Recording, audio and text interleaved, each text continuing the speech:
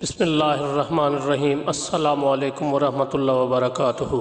ناظرین گرامی، یوں تو نبی اکرم صلی اللہ علیہ وآلہ وسلم کے کم و بیش 1,24,000 صحابہ کرام تھے، لیکن ان میں سے بعض ایسے تھے جن سے آپ کا ایک خاص تعلق تھا۔ انہی صحابہ کرام میں حضرت علی کرم اللہ وجہہ کو حضور صلی اللہ علیہ وسلم سے خصوصی نسبت تھی۔ رشتے میں حضرت علی کرم اللہ وجہہ آپ صلی اللہ علیہ وسلم کے چچا زاد بھائی تھے اور داماد بھی تھے۔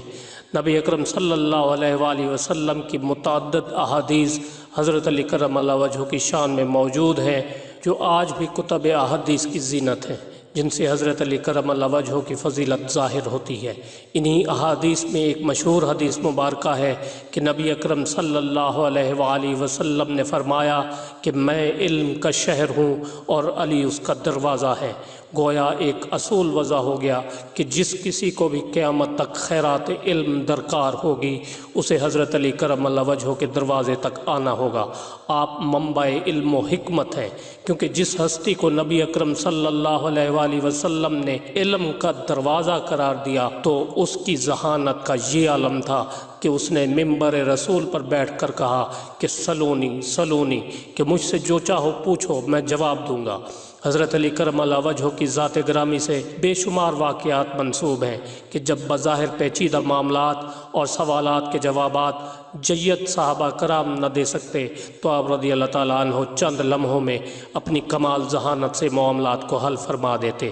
آج کی ویڈیو میں بھی ہم آپ کے ساتھ ایک ایسا واقعہ شیئر کرنے جا رہے ہیں جس سے آپ کی ذہانت اور علم و فضل کا اندازہ لگایا جا سکتا ہے۔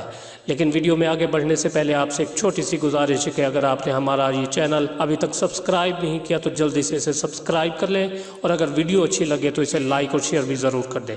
ناظرین گرامی، حضرت عمر بن خطاب رضی اللہ تعالیٰ عنہ کا دور خلافت ہے۔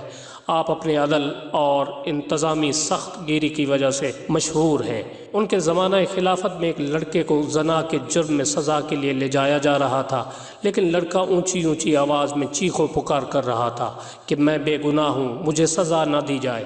اسی اثناء میں راستے میں حضرت علی کرم اللہ وجہہ کا گزر ہوا اور سرکاری اہلکاروں سے آمنا سامنا ہوا جو لڑکے کو گرفتار کر کے سزا دینے کے لیے لے جا رہے تھے۔ آپ رضی اللہ تعالیٰ عنہ نے سرکاری اہلکاروں کو رکنے کا اشارہ کیا اور لڑکے سے پوچھا کہ کیا ماجرا ہے۔ لڑکے نے جواب دیا کہ اے علی، جس جرم کی وجہ سے مجھے سزا دینے کے لیے لے جایا جا رہا ہے وہ جرم میں نے نہیں کیا، اور اس جرم یعنی زنا کا الزام لگانے والی میری ماں ہے، جس نے یہ الزام لگایا ہے کہ میں نے اس کے ساتھ زنا کیا ہے۔ آپ رضی اللہ تعالیٰ عنہ نے سرکاری اہلکاروں کو سزا پر عمل درآمد روکنے کا کہا اور فرمایا کہ میں اس معاملے کو دیکھتا ہوں، اگر لڑکا قصوروار ہوا تو پھر اس کو سزا دینا۔ اگلے دن حضرت علی کرم اللہ وجہہ نے لڑکے اور اس کی ماں کو بلوایا اور لڑکے کی ماں سے پوچھا کہ کیا اس لڑکے نے یعنی تیرے بیٹے نے تیرے ساتھ دست درازی کی ہے اور وہ جرم اس سے سرزد ہوا ہے جس کی وجہ سے اس کو سزا دی جا رہی ہے؟ تو عورت نے ہاں میں سر ہلایا۔ عورت سے سوال جواب کرنے کے بعد حضرت علی لڑکے سے مخاطب ہوئے اور پوچھا کہ یہ عورت تیری کیا لگتی ہے؟ لڑکے نے جواب دیا کہ یہ عورت میری ماں ہے۔ اس پر عورت نے لڑکے کو اپنا بیٹا ماننے سے انکار کر دیا اور کہا کہ یہ لڑکا جھوٹ بول رہا ہے، یہ میرا بیٹا نہیں ہے۔ عورت کے بیٹا نہ تسلیم کرنے کی وجہ سے معاملہ نہایت پیچیدہ ہو گیا تھا اور لوگوں کی دلچسپی اس کیس میں بڑھ گئی تھی، اور حضرت علی کی عدالت میں لوگوں کا ایک جم غفیر جمع ہو گیا یہ دیکھنے کے لیے کہ مولا علی سرکار کیا فیصلہ فرماتے ہیں۔ حضرت علی کرم اللہ وجہہ نے فیصلہ فرماتے ہوئے عورت سے کہا کہ ٹھیک ہے، اگر یہ لڑکا تیرا بیٹا نہیں ہے تو میں اتنے حق مہر کے عوض اس لڑکے کا نکاح تجھ سے کرتا ہوں، کیا تجھے یہ نکاح منظور ہے؟ تو عورت چیخ اٹھی اور کہا کہ کیا کسی بیٹے کا ماں کے ساتھ نکاح ہو سکتا ہے؟ حضرت علی نے فرمایا کہ کیا مطلب؟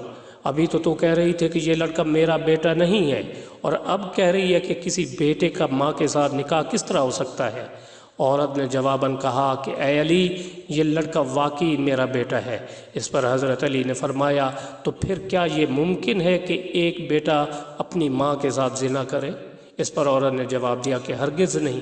حضرت علی نے فرمایا تو پھر تو نے اپنے بیٹے پر ایسا گھٹیا اور غلیظ ترین الزام کیوں لگایا؟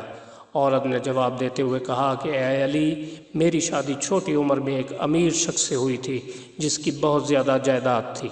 یہ لڑکا بھی دودھ پیتا بچہ تھا کہ میرا شوہر فوت ہو گیا۔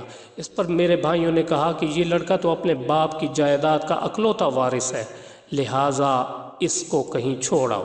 میں اس کو کہیں دور بیابان جنگل میں چھوڑ آئی۔ اس طرح ساری جائیداد میری اور میرے بھائیوں کی ہو گئی۔ یہ لڑکا بڑا ہوا تو ماں کی محبت اس کے دل میں جاگی اور یہ ماں کو تلاش کرتا کرتا مجھ تک پہنچ گیا۔ اس پر میرے بھائیوں نے مجھے پھر ورغلایا اور میں ان کی باتوں میں آ گئی۔ مجھے میرے بھائیوں نے کہا کہ اس پر جھوٹا الزام لگا دو، اس طرح اس کی زندگی کا ہمیشہ ہمیشہ کے لیے خاتمہ ہو جائے گا۔ اس طرح میں نے اس پر یہ جھوٹا الزام لگا دیا۔ میں جائیداد کے لالچ میں اندھی ہو گئی تھی، جبکہ حقیقت یہ ہے کہ یہ میرا بیٹا ہے اور یہ اس معاملے میں بالکل بے گناہ ہے۔ جب اس معاملے کا علم امیر المومنین حضرت عمر رضی اللہ تعالیٰ عنہ کو ہوا تو آپ نے یہ تاریخی جملہ کہا کہ آج اگر علی نہ ہوتے تو عمر ہلاک ہو جاتا۔